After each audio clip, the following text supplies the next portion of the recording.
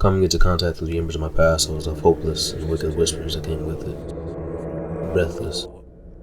My perceptions for a moment were taken away by my inner guide, my instincts. Overloading my body with endorphins until I couldn't bear sensation any longer. Passing into the depths of my consciousness. To the depths of the unconscious.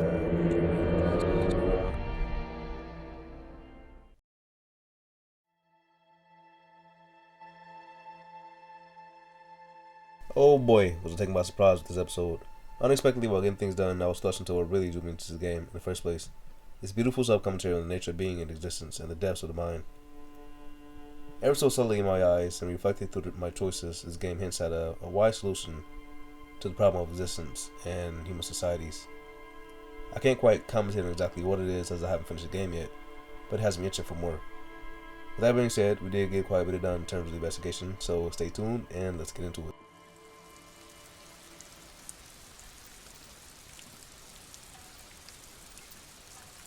Not looking for any trouble, officer.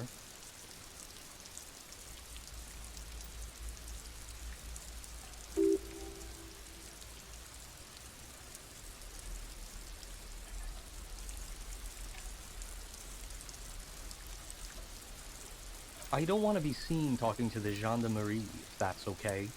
I just want to finish my cigarette.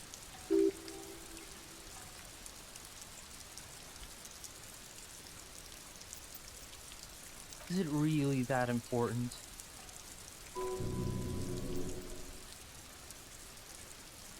Alright, but make it quick. Once I finish this cigarette, I have to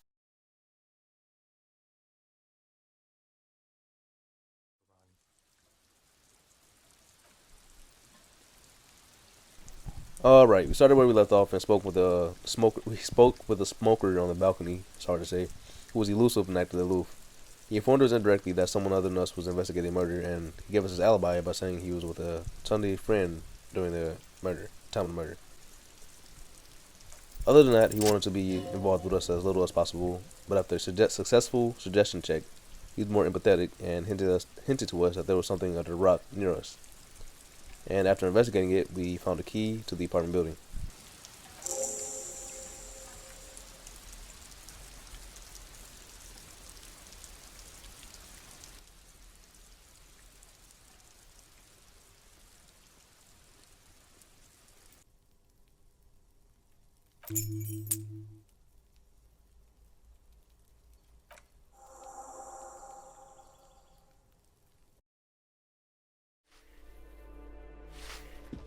Give me a moment.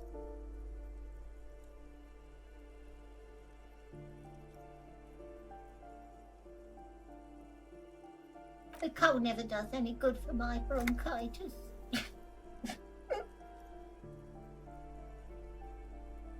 I'm fine. Don't you worry about me. Now, what you want from me, policeman?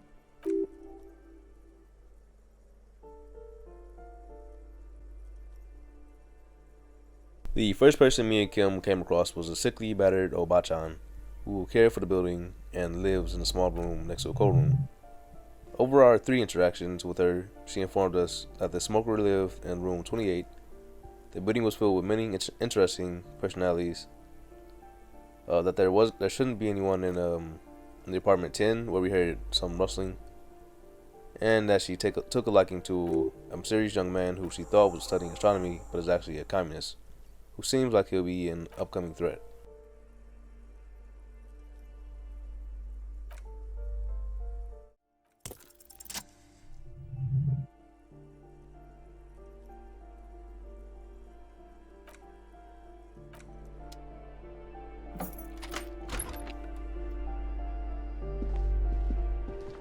Given a bachan to our duties, we explored the communist room and found his study material, a nice suit jacket, a bullet, and communist memorabilia.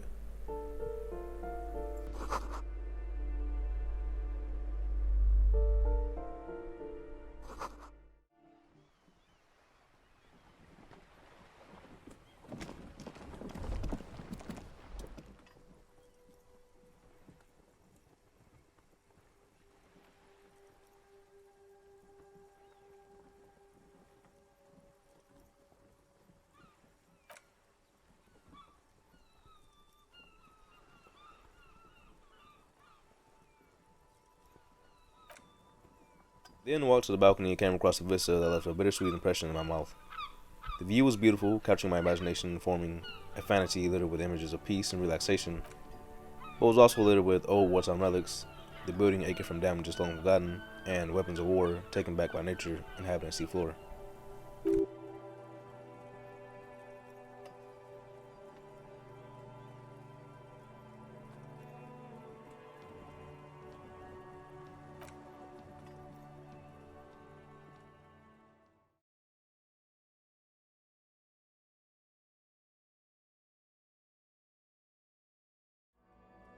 Ooh, the piggies have learnt how to saunter up staircases. I didn't think you could do that with hooves, but here you are.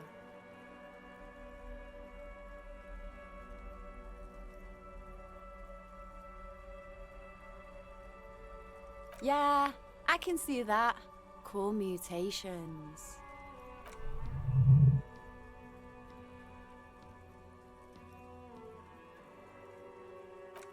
With a beautiful but tainted bittersweet image of the vista in the back of our mind, we were met with more bittersweetness talking with Sydney again, who was as sarcastic, emotionally and verbally abusive, and as uninspired as ever. The sweetness was her youthful energy that guided her to take action, but the bitterness was from the aspect of her being degraded by her culture and locked within herself. She wanted to paint to convey a deeper uniting beauty, but was met with the coldness of reality in her own experience, and lacking inspiration.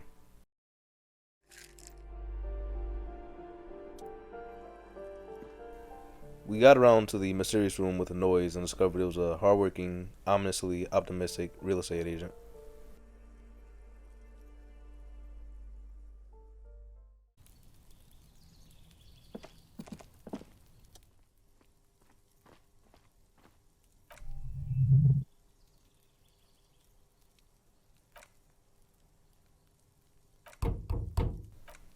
Reaching the balcony, we examined room 28 and found no one home, so we decided we'll check back later.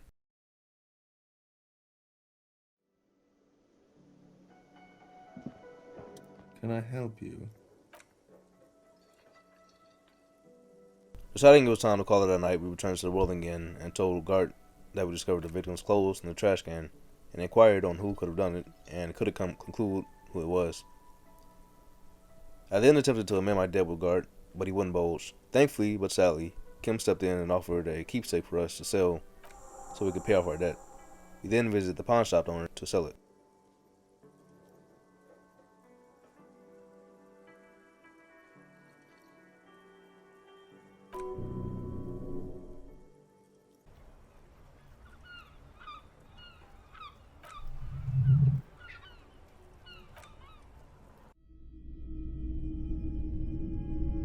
Greetings on this fine night.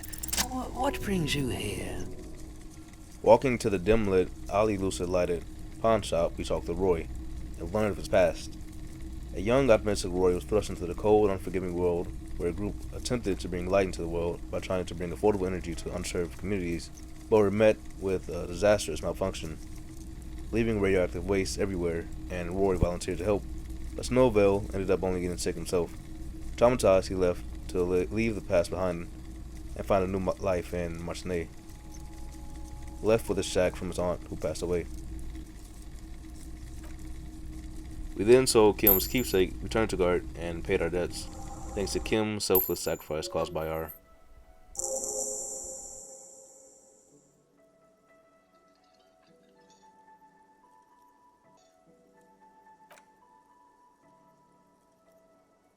Then my intuition was spiked by something mysterious. Something tells me that more is going on in the kitchen other than cooking food, so we pressured Gart to give us permission to investigate it.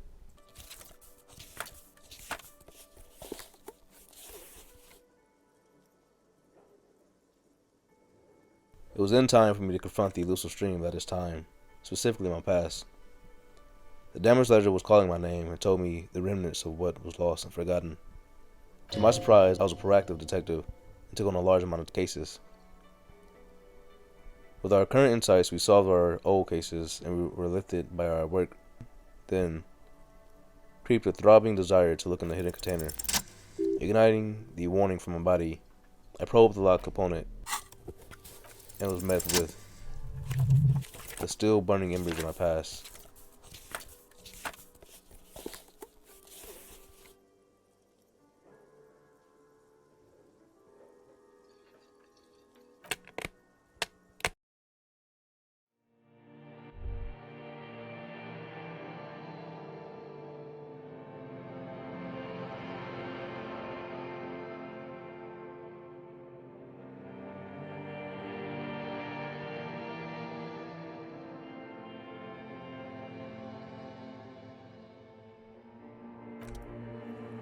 Again.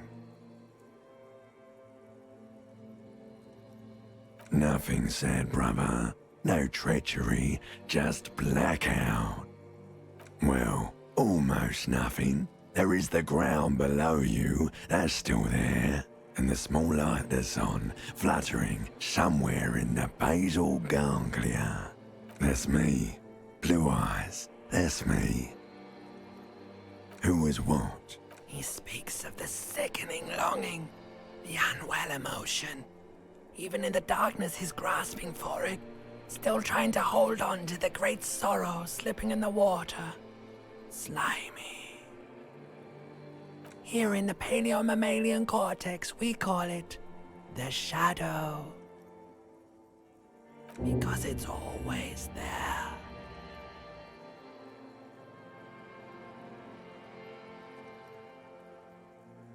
Your name is fuck all. It certainly ain't Harry. Your name is passed out on the ground, dragged around by one of the other evil apes. They're taking you somewhere. Bloated corpse of the past resurfacing. Beautiful.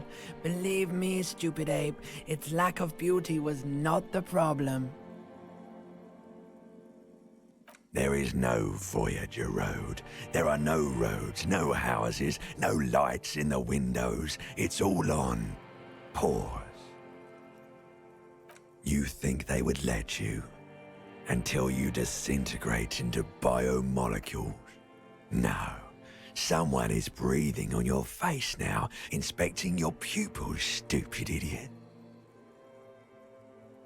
Oh, but you are. They're pouring something on you. In you. It's...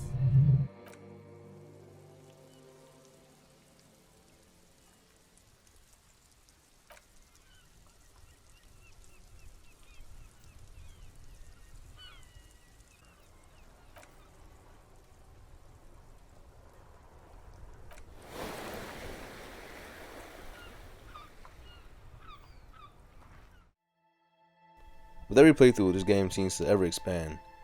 I feel like I've barely scratched the surface of what it has to offer, and can't wait to experience more. That being said, I think I'll make these videos a bit longer on average to finish this game in a timely manner, and to be able to explore more games. Although I have no history with poetry, I tried making this episode more poetic and story-like, and really liked it. Over the series, I'll continue to experiment with different commentary styles, but this might be the philosopher's stone of my commentating style, slightly modified with the feel of the game I'm playing. That being said, if you enjoyed the video, like, comment, subscribe, and share with your friends. If you didn't, leave some feedback in the comments, and adios.